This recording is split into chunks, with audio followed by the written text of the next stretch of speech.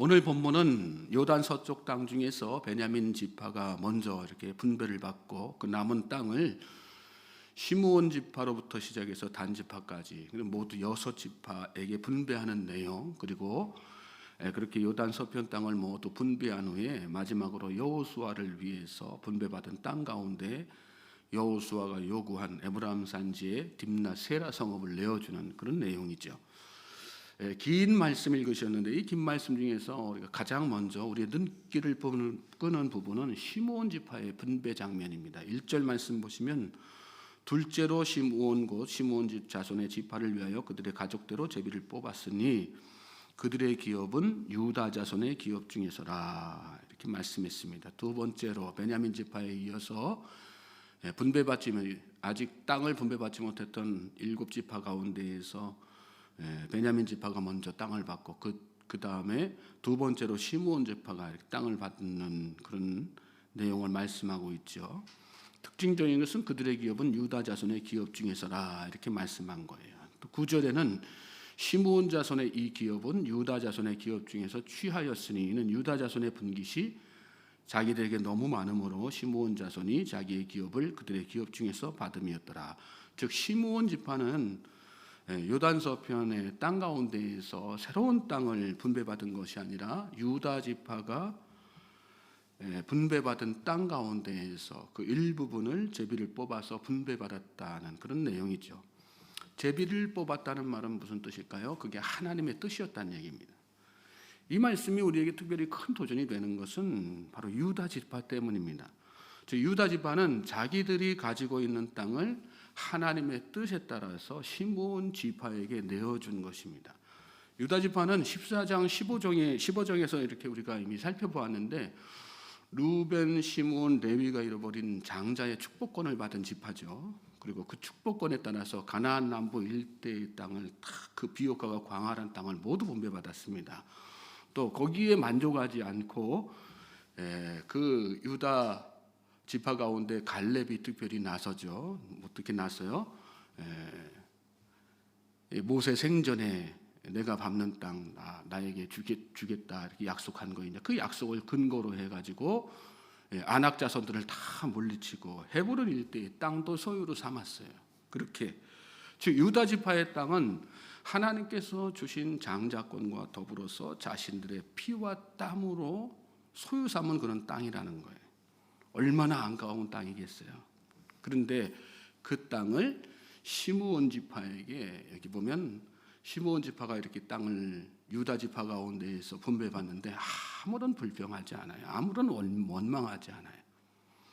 그리고 순수히 시므온 지파에게 땅을 이렇게 다 내어주는 그런 장면을 말씀 가운데 기록하고 있는 거죠. 일일이 다 세세하게 이렇게 써놓지는 않았지만 왜 그랬을까요? 그게 하나님의 뜻이었기 때문에. 여러분 이게 사실은 장자된 자의 배포죠. 장자된 자의 넉넉한 마음 아니겠어요? 유다 지파는 그런 의미에서 진짜 장자였습니다. 그래서 하나님께서 이런 모습을 특별히 귀하게 여기시고 정말 그 가운데에서 정말 유다 지파가 이스라엘의 장자로서의 축복을 계속해서 나중에 이 유다 지파 가문이 이스라엘 백성들을 다 이렇게 주도하지 않습니까? 그러니까 그것처럼 하나님께서 정말 그런 부분, 이런 부분들을 보고 하나님께서 그들을 귀하게 쓰신 것이 아닐까.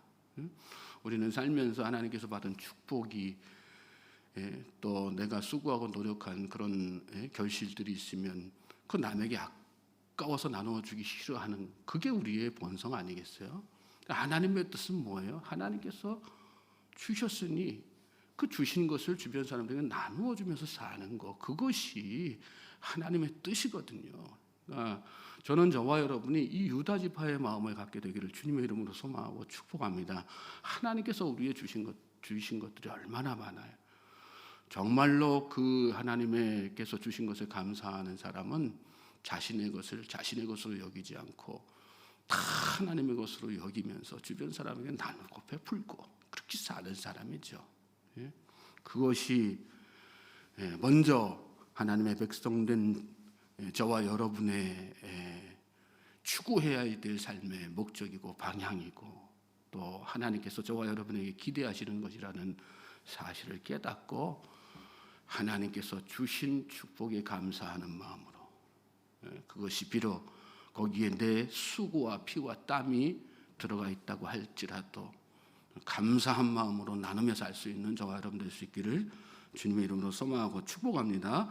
두 번째로 눈길을 끄는 장면은 마지막 단지파의 분배 과정입니다. 그러니까 40절 넘어가서 보시면 일곱째로 단자손의 지파를 위하여 그들의 가족들의 제비를 뽑았으니 그들의 기업의 지역은 소라와 에스다올과 세메스와 사알라빈과 아얄론과 이들라와 엘론과 딥나와 에그론과 엘드게와 기프돈과 바알락과 여훗과 부네브락과 가드림몬과 메알곤과 락곤과 요빠 맞은편 경계까지라.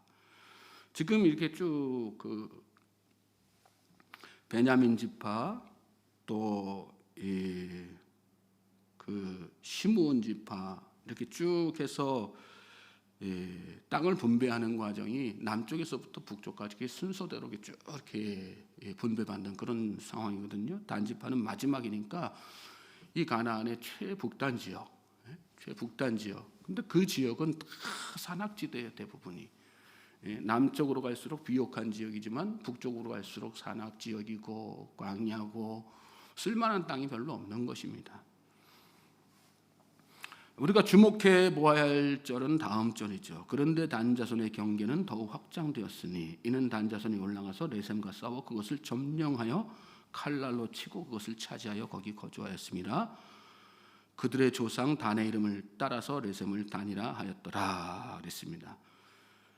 산악지대니까 척박한 땅이니까 땅 넓이는 둘째치고 뭐 쓸만한 땅이 얼마나 되겠어요. 그러니까 단 자손은 그런 어떤 열악한 상황을 타개하기 위해서 어떻게 했어요? 더 확장시켜 나갔다는 거예요. 더 확장. 단지파는 자신들에게 주어진 땅이 척박한 땅이고 산지라고 해서 불평하고 원망하지 않았다는 거예요. 그리고 우리 땅은 우리 자손들이 우리 후손들이 앞으로 살아가기에 부적합하니까 우리에게도 좀 좋은 땅 주십시오. 다른 지파가 우리보다 다 좋은 땅 넓은 땅 차지하지 않았습니까? 그 땅의 일부라도 우리에게 주십시오 하고 가서 떼쓰고 요청하지도 않았다는 거예요. 어떻게 했어요? 스스로 확장해 나갔다는 거예요. 스스로 확장해 나가. 이게 참 도전이 되는 말씀 아니겠어요? 여러분, 우리는 하나님께서 주신 축복에 대해서 우리 스스로 만족하지 못하면서 지금의 현 상황, 환경을 생각하면서 불평하고 원망하고 또 수고하지 않고 뭔가를 얻으려는 그런 욕심을 부릴 때가 참 많거든요. 단지파는 그러지 않았다는 거예요. 어떻게 했어요? 자기 스스로 다 개척해 나가고 확장해 나갔다는 거예요. 하나님의 축복은 어떤 사람에게 임하는 것입니까? 바로 이런 사람에게 임하는 것입니다. 믿습니까? 오늘 저와 여러분에게 주어진 환경이 어떤 환경입니까? 적박한 환경입니까? 답답한 환경입니까? 남들보다 어려운 환경입니까? 하나님의 나를 향하신 축복과 계획하심을 믿고 이 단지파의 마음을 가지고 여러분의 삶의 지경을 확장해 나갈 수 있는 그런 놀라운 믿음의 사람들이 될 수 있길 주님의 이름으로 소망하고 축복합니다. 무슨 일이든 해야지 되는 거예요. 확장시켜 나가야 돼요.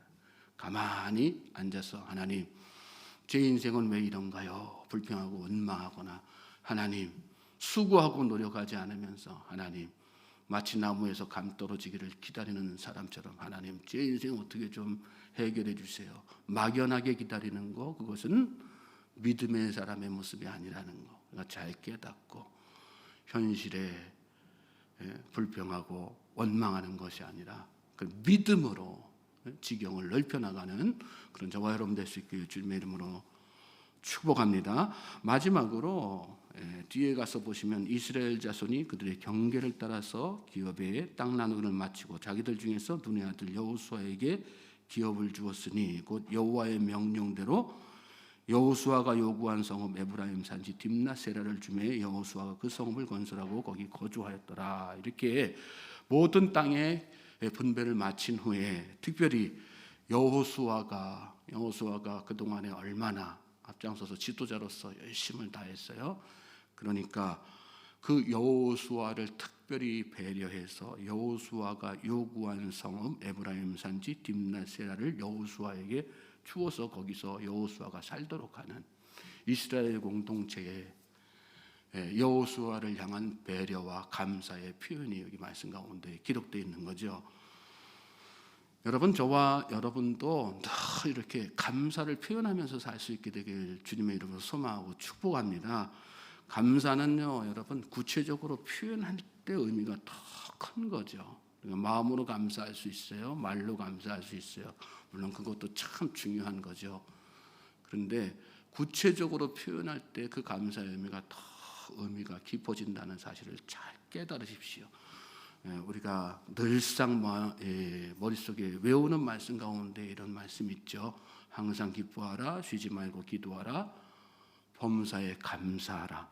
이는 너희를 향하신, 이는 그리스도 안에서 너희를 향하신 누구의 뜻이니라? 하나님의 뜻이니라.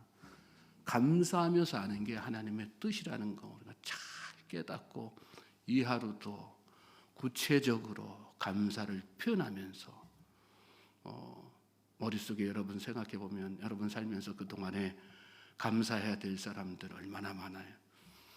이런저런 나의 상황과 환경 따지면서 감사를 표현하지 못하고 그냥 넘어간 그런 일들은 없습니까?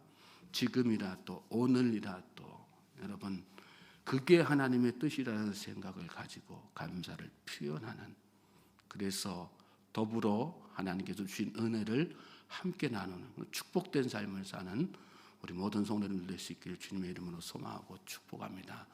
오늘 이 하루는 이 하루를 살게 하신 하나님의 뜻과 계획이 우리에게 다 있는 것입니다. 믿음으로 하나님께서 주신 은혜에 감사하면서 또 하나님께서 주신 것들을 나누면서 또 섬기면서 그렇게 살 수 있는 우리 모든 성도님들 되시기를 다시 한번 주님의 이름으로 소망하고 축복합니다.